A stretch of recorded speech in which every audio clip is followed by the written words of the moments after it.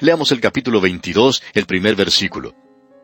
Los habitantes de Jerusalén hicieron rey en lugar de Joram a Ocosías, su hijo menor, porque una banda armada que había venido con los árabes al campamento había matado a todos los mayores, por lo cual reinó Ocosías, hijo de Joram, rey de Judá.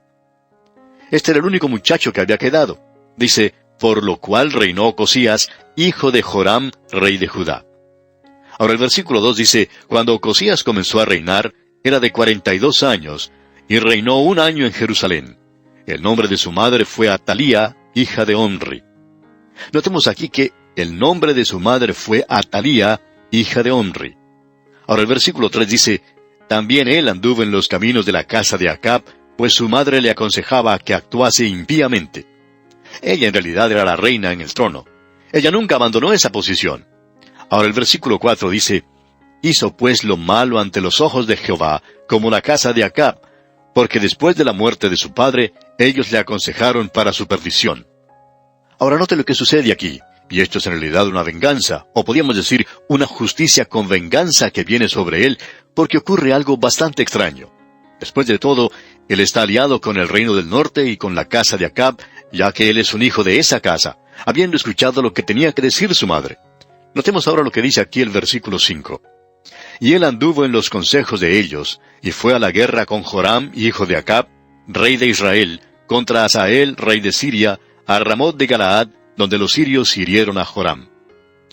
Parecería aquí que tenemos a la misma persona de regreso, pero usted puede ver que este nombre Joram persiste en la familia, y que se le había dado a 2 personas diferentes, uno en el reino del norte, y otro en el reino del sur. Ahora este Joram que se menciona aquí era el rey en el reino del norte. ¿Qué fue lo que ocurrió? Pues que Ocosías fue con él. Y aquí vamos a detenernos por hoy, amigo oyente, porque se nos cumplió el tiempo. Continuaremos, Dios mediante, en nuestro próximo programa. Hasta entonces, pues, que la presencia del Dios Omnipotente sea con usted, ahora y siempre.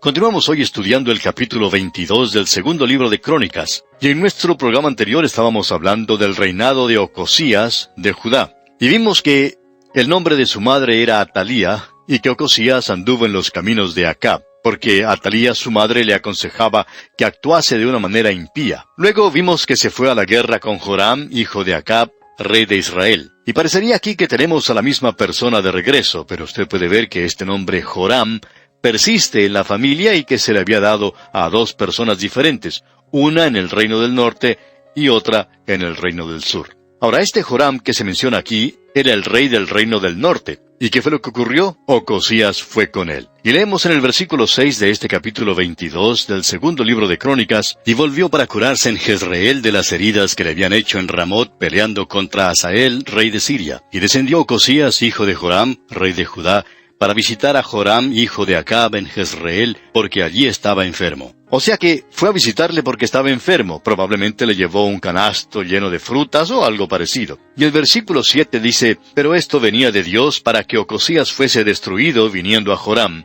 Porque, habiendo venido, salió con Joram contra Jehú, hijo de Nimsi, al cual Jehová había ungido para que exterminara a la familia de Acab. Lo interesante de notar aquí es que Jehú no sabía que este rey del sur estaba allí. ¿Y qué fue lo que sucedió entonces? Veamos el versículo 8. Y haciendo juicio Jehú contra la casa de Acab, halló a los príncipes de Judá y a los hijos de los hermanos de Ocosías, que servían a Ocosías, y los mató. Así que aquí termina la vida de uno de ellos. Luego vemos en el versículo 9, y buscando a Ocosías, el cual se había escondido en Samaria, lo hallaron y lo trajeron a Jehú, y le mataron. Y le dieron sepultura porque dijeron, es hijo de Josafat, quien de todo su corazón buscó a Jehová, y la casa de Ocosías no tenía fuerzas para poder retener el reino.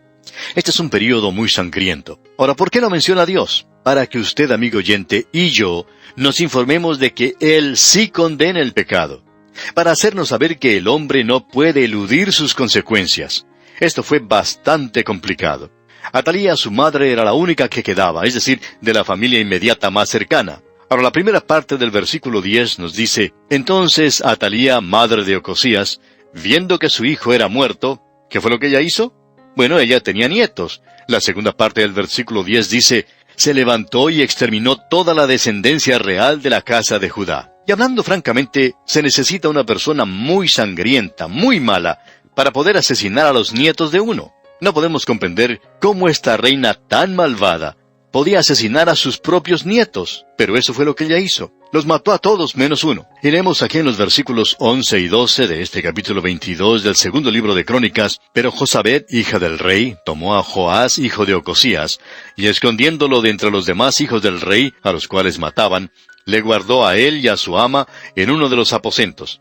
Así lo escondió Josabet, hija del rey Joram, mujer del sacerdote Joiada, porque ella era hermana de Ocosías, de delante de Atalía, y no lo mataron. Y estuvo con ellos escondido en la casa de Dios 6 años. Entretanto, Atalía reinaba en el país. Ahora, si esto no hubiera ocurrido, entonces la descendencia de David habría terminado allí mismo, y la promesa de Dios a David de que el Mesías llegaría no hubiera tenido lugar. Esto fue algo muy aproximado a la extinción. Ahora usted puede ver, amigo oyente, que Satanás siempre estuvo intentando una y otra vez destruir la descendencia que iba hacia Cristo. Él lo hizo, usted recordará, en la tierra de Egipto, dando muerte a los primogénitos. Luego, en la época de Amán, más adelante. Y por último, cuando nació el Señor Jesucristo, Herodes trató de darle muerte. Lo que tenemos aquí es otra instancia, otra prueba, cuando la descendencia de David es reducida a únicamente una persona. Ahora note lo que ocurrió. Este pequeño llega al trono. Lo habían protegido por 6 años. Él había tenido solamente 1 año de edad cuando esto ocurrió. Leamos entonces el primer versículo del capítulo 23 de este segundo libro de Crónicas. En el 7º año se animó Joiada, y tomó consigo en alianza a los jefes de centenas, Azarías, hijo de Jeroam, Ismael, hijo de Johanán, Azarías, hijo de Obed, Maasías, hijo de Adaía, y Elisafat, hijo de Sicri. Toda esta multitud aquí, todos los líderes de Israel o de Judá, no estaban satisfechos con la malvada reina. Así es que Joiada los llama a todos a una reunión bastante secreta, por supuesto, para hacerles saber que todavía había un hijo de David que estaba vivo. Así que ellos iban a hacer a este jovencito el rey, porque todos habían pactado hacer eso. Veamos entonces lo que nos dice aquí el versículo 11. Entonces sacaron al hijo del rey, y le pusieron la corona y el testimonio, y lo proclamaron rey. Y Joiada y sus hijos lo ungieron, diciendo luego: ¡Viva el rey! Así que este pequeñito de solo 7 años de edad, en el linaje de David, llega al trono. Ahora Atalía, ella había asesinado a toda su descendencia. ¿Por qué? Ella quería ser la reina, tenía esa sed de poder. Hay ciertas personas, ciertos hombres y mujeres en este mundo que harían todo lo posible por llegar al poder. Y eso fue lo que hizo esta mujer. Notemos entonces lo que dicen los versículos 12 y 13. Cuando Atalía oyó el estruendo de la gente que corría, y de los que aclamaban al rey, vino al pueblo a la casa de Jehová, y mirando vio al rey que estaba junto a su columna a la entrada. Bueno, podemos decir aquí que esta mujer sí que se había sorprendido con lo que estaba ocurriendo. Finalicemos ahora la lectura del versículo 13, y leamos también los versículos 14 al 16. Y los príncipes y los trompeteros junto al rey, y que todo el pueblo de la tierra mostraba alegría y sonaba bocinas, y los cantores con instrumentos de música dirigían la alabanza. Entonces Atalía rasgó sus vestidos y dijo: ¡Traición, traición! Pero el sacerdote Joiada mandó que salieran los jefes de centenas del ejército, y les dijo: sacadla fuera del recinto, y al que la siguiere, matadlo a filo de espada, porque el sacerdote había mandado que no le matasen en la casa de Jehová. Ellos pues le echaron mano, y luego que ella hubo pasado la entrada de la puerta de los caballos de la casa del rey, allí la mataron. Y Joiada hizo pacto entre sí y todo el pueblo, y el rey, que serían pueblo de Jehová. Ahora, lo que está haciendo en realidad Joiada es trayendo un avivamiento. Él es el sacerdote de Dios de esa época, y él trajo un avivamiento. Esto tuvo lugar durante el reinado de este pequeño Joás. Él es quien está en el trono, él es de la descendencia de David, y Joiada es su regente. Él es quien en realidad toma las decisiones hasta cuando este joven llegue a la mayoría de edad. Pero podemos ver que él fue un buen rey. Encontramos aquí que este es el comienzo de otro avivamiento. Y continuamos leyendo ahora en el versículo 21, y se regocijó todo el pueblo del país, y la ciudad estuvo tranquila, después que mataron a Atalía a filo de espada. El pecado, amigo oyente, siempre trae complicaciones, trae problemas, trae angustias y dolor, y también trae el juicio de Dios. Ahora Atalía, del linaje de Acab y Jezabel, es finalmente eliminada, y llega al trono este pequeño rey. Y llegamos ahora al capítulo 24, donde nos encontramos con una porción de las Escrituras que parecería estar desprovista de mucho interés. Es posiblemente la que menos interés tiene de todo el libro de Crónicas. Muchas personas piensan que los libros de Crónicas son los que menos interés tienen, y según algunos entonces, nos encontramos ahora en una sección que no llama la atención a muchos. Esperamos que usted, amigo oyente, encuentre algo de atracción en esto y que se beneficie con su estudio. Leamos pues los primeros 2 versículos de este capítulo 24 del segundo libro de Crónicas. De 7 años era Joás cuando comenzó a reinar, y 40 años reinó en Jerusalén. El nombre de su madre fue Sibia de Beerseba, e hizo Joás lo recto ante los ojos de Jehová todos los días de Joiada el sacerdote. Joiada había sido la persona que había ayudado a proteger a este pequeño. Cuando él nació y Atalía dio muerte a todos los descendientes de David, este niño se salvó. Y luego fue presentado a la nación a la edad de 7 años por Joiada, para que por medio de él Atalía dejara de reinar. Ahora se encuentra en el trono y se nos dice que Joiada es el que lo guía y quien lo había guiado hasta ahora y durante el resto de la vida del sacerdote. Ahora Joás tenía una madre buena, ya que ella es mencionada en este pasaje. Ella era Sibia de Beerseba. Este jovencito contaba, pues, con una buena madre y la dirección del sacerdote Joiada. Luego tenemos esta declaración un poco rara aquí en el versículo 3. Leamos este versículo. Y Joiada tomó para él 2 mujeres, y engendró hijos e hijas. Ahora, esto no ocurrió cuando Joás tenía 7 años. Debemos recordar que él reinó 40 años en Jerusalén, así es que tenía 47 años cuando murió. Así que este joven, bajo la instrucción de Joiada, recibe estas 2 mujeres que le trae el sacerdote. Por supuesto que el crítico llega y nos dice que eso está mal hecho, a lo que debemos responder que sí, que estaba mal hecho, y que Dios no aprobó eso. No se lo menciona aquí porque Dios apruebe eso. Se encuentra aquí porque eso fue lo que Joás hizo. Lo único que uno puede decir es que, de 2 males, el mejor. La mayoría de los reyes tenían gran cantidad de mujeres, y el tener solo 2 es en realidad un número pequeño. Luego uno tiene la complejidad de esos días. Y en las costumbres de esos días, esto no era nada extravagante, por cierto, especialmente para un rey. Ahora se nos dice que mientras el joven crecía, Joiada, por supuesto, se volvía más viejo. Veremos que éste murió a la edad de 130 años, así que era bastante senil antes de morir. Los otros sacerdotes que le siguieron, por medio de sus acciones malas, resultaron una mala influencia. Ahora, el versículo 4 de este capítulo 24 del segundo libro de Crónicas dice, Después de esto, aconteció que Joás decidió restaurar la casa de Jehová. Nosotros hemos clasificado a Joás como uno de los reyes que trajo un avivamiento. Bueno, eso puede dar lugar a dudas.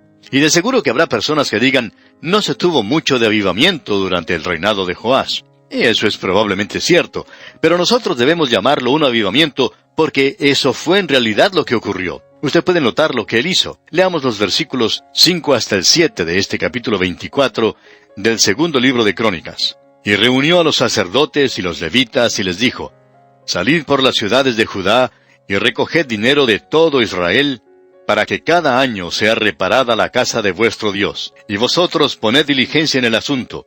Pero los levitas no pusieron diligencia, por lo cual el rey llamó al sumo sacerdote Joiada y le dijo, ¿Por qué no has procurado que los levitas traigan de Judá y de Jerusalén la ofrenda que Moisés, siervo de Jehová, impuso a la congregación de Israel para el tabernáculo del testimonio?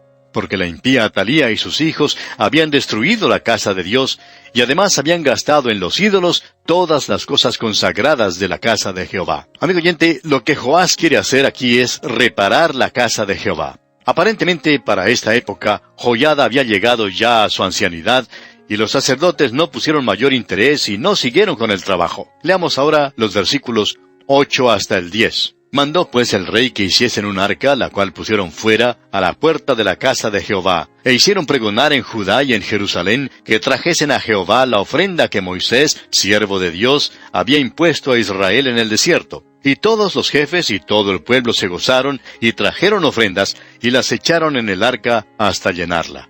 Es decir, recibieron todo lo que necesitaban. Ahora el versículo 11 dice, Y cuando venía el tiempo para llevar el arca al secretario del rey por mano de los levitas, cuando veían que había mucho dinero, venía el escriba del rey, y el que estaba puesto por el sumo sacerdote, y llevaban el arca, y la vaciaban, y la volvían a su lugar. Así lo hacían de día en día, y recogían mucho dinero. Ahora este era el método que él usaba utilizando el arca de Joás.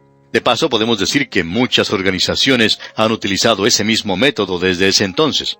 Ellos ubican en un lugar lo que llaman el arca de Joás y la gente da de su dinero. Esa es la manera utilizada. En lugar de enviar a los levitas, Joás no se podía confiar de ellos. Él coloca el arca en el templo y la gente llega y da su ofrenda. Y como resultado, el trabajo de reparación del templo sigue adelante. Leamos entonces el versículo 12. Y el rey y Joiada lo daban a los que hacían el trabajo del servicio de la casa de Jehová, y tomaban canteros y carpinteros que reparasen la casa de Jehová, y artífices en hierro y bronce para componer la casa. Aparentemente, el templo había quedado en muy malas condiciones, y Joás se dedica a la tarea de repararlo. Continuemos con los versículos 13 y 14. Hacían pues los artesanos la obra, y por sus manos la obra fue restaurada, y restituyeron la casa de Dios a su antigua condición, y la consolidaron. Y cuando terminaron, trajeron al rey y a Joiada lo que quedaba del dinero, e hicieron de él utensilios para la casa de Jehová, utensilios para el servicio, morteros, cucharas, vasos de oro y de plata, y sacrificaban holocaustos continuamente en la casa de Jehová todos los días de Joiada. Ahora, Joiada era el sumo sacerdote y aparentemente ya estaba muy anciano, por lo que tenemos en el versículo 15, «Mas Joiada envejeció y murió lleno de días. De 130 años era cuando murió». Eso puede explicar el por qué los sacerdotes eran negligentes en cuanto a obedecer las órdenes del rey. Joiada estaba demasiado viejo. Él había tenido la experiencia de criar a este joven, y suponemos que tendría algunas libertades que ningún otro podía gozar con el rey. Ahora el versículo 16 dice, «Y lo sepultaron en la ciudad de David con los reyes, por cuanto había hecho bien con Israel, y para con Dios y con su casa». Este hombre recibió honores reales en su muerte. Y continuamos leyendo en los versículos 17 y 18, «Muerto Joiada, vinieron los príncipes de Judá, y ofrecieron obediencia al rey, y el rey los oyó, y desampararon la casa de Jehová, el Dios de sus padres, y sirvieron a los símbolos de acera y a las imágenes esculpidas. Entonces la ira de Dios vino sobre Judá y Jerusalén por su pecado». Podemos ver que mientras estaba vivo Joiada, los príncipes no osaban dedicarse a la idolatría. Joiada había mostrado una mano fuerte.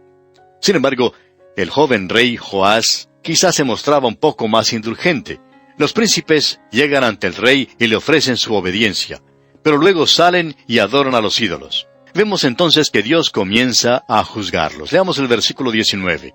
«Y les envió profetas para que los volviesen a Jehová, los cuales les amonestaron, mas ellos no los escucharon». ¿Qué fue lo que sucedió entonces? Continuemos leyendo los versículos 20 y 21. «Entonces el Espíritu de Dios vino sobre Zacarías, hijo del sacerdote Joiada, y puesto en pie donde estaba más alto que el pueblo, les dijo, Así ha dicho Dios, ¿por qué quebrantáis los mandamientos de Jehová?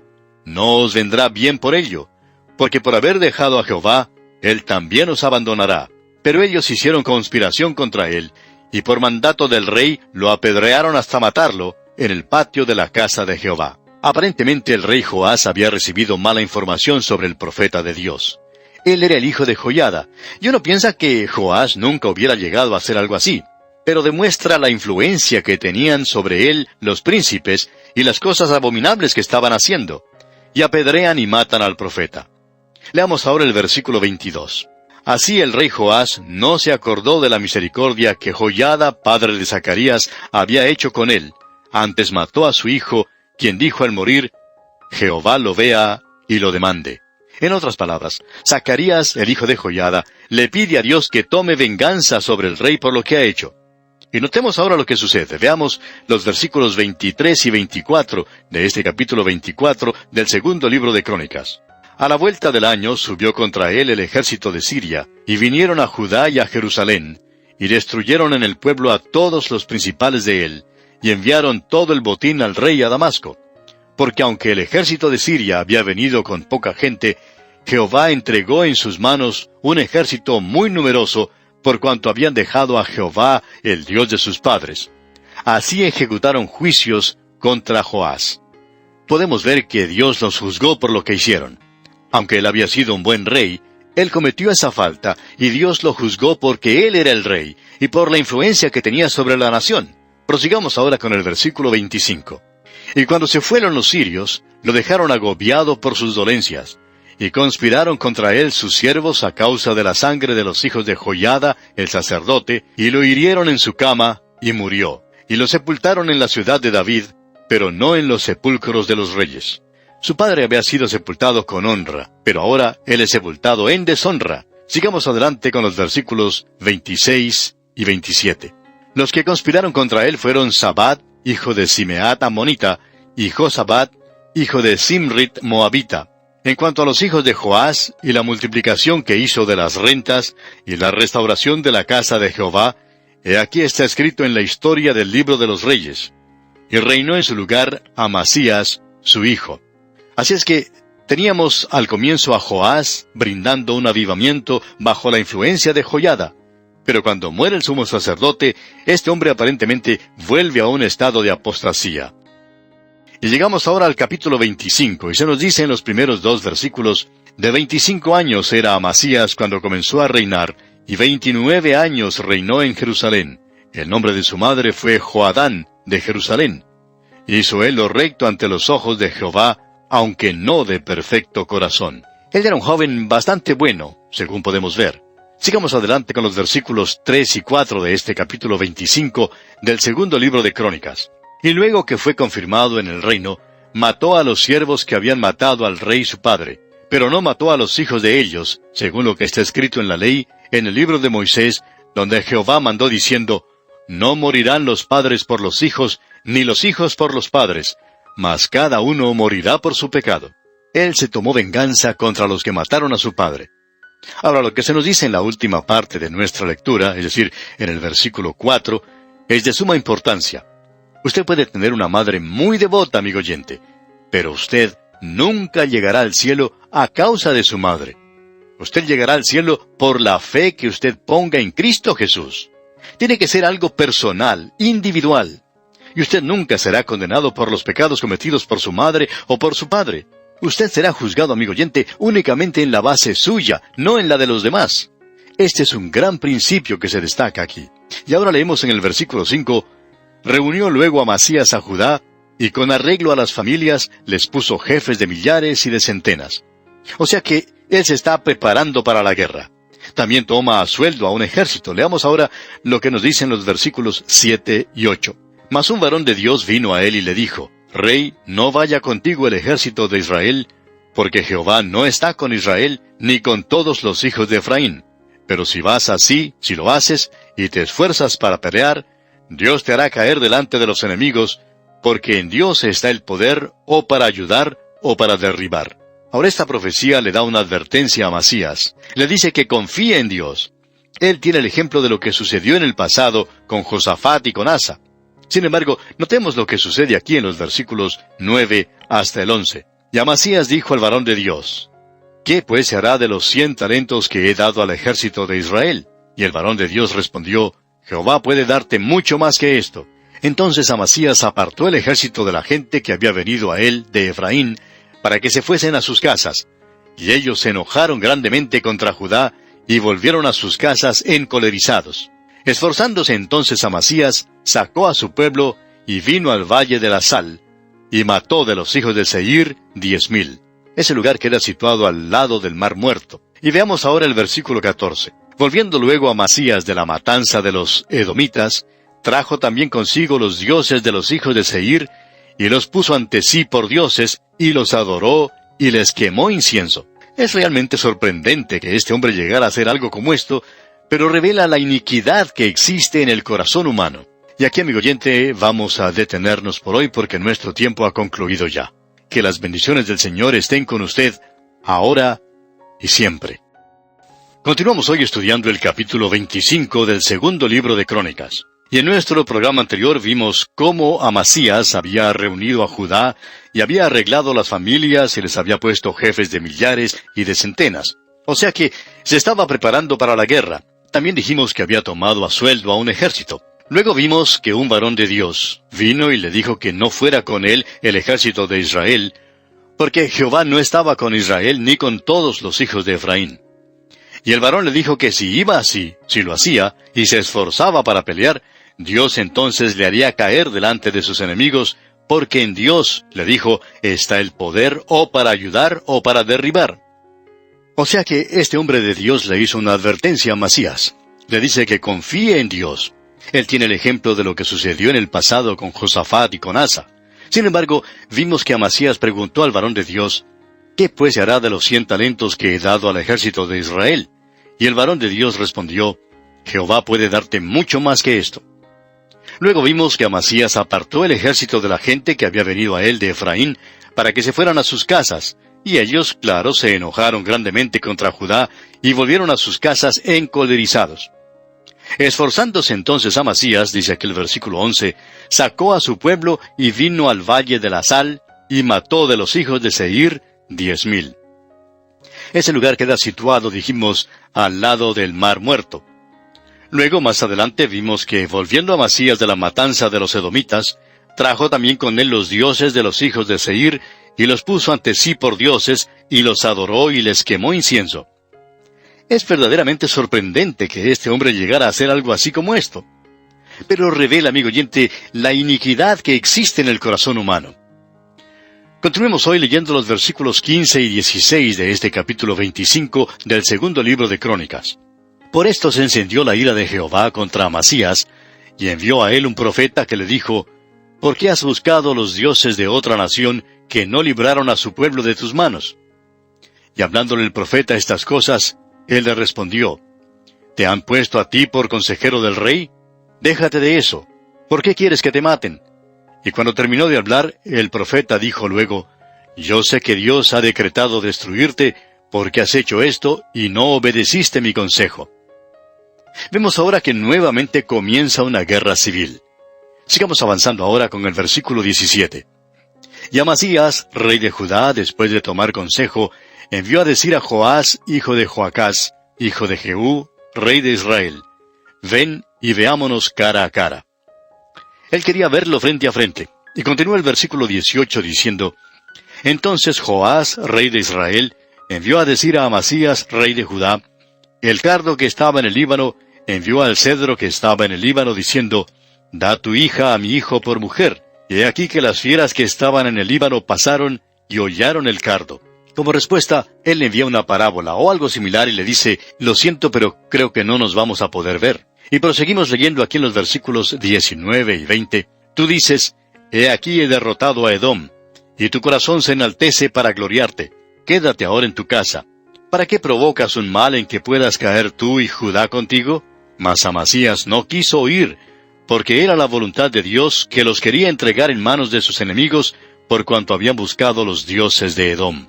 O sea que Dios lo está juzgando. Y se nos dice aquí en los versículos 23 al 28, y Joás, rey de Israel, apresó en Bet-Semes a Amasías, rey de Judá, hijo de Joás, hijo de Joacás, y lo llevó a Jerusalén, y derribó el muro de Jerusalén desde la puerta de Efraín hasta la puerta del ángulo, un tramo de 400 codos.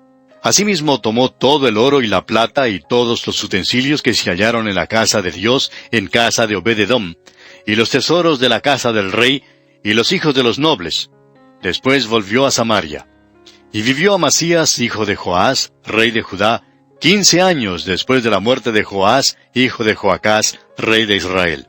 Los demás hechos de Amasías, primeros y postreros, ¿no están escritos en el libro de los reyes de Judá y de Israel? Desde el tiempo en que Amasías se apartó de Jehová, empezaron a conspirar contra él en Jerusalén. Y habiendo él huido a Laquis, enviaron tras él a Laquis, y allá lo mataron. Y lo trajeron en caballos, y lo sepultaron con sus padres en la ciudad de Judá.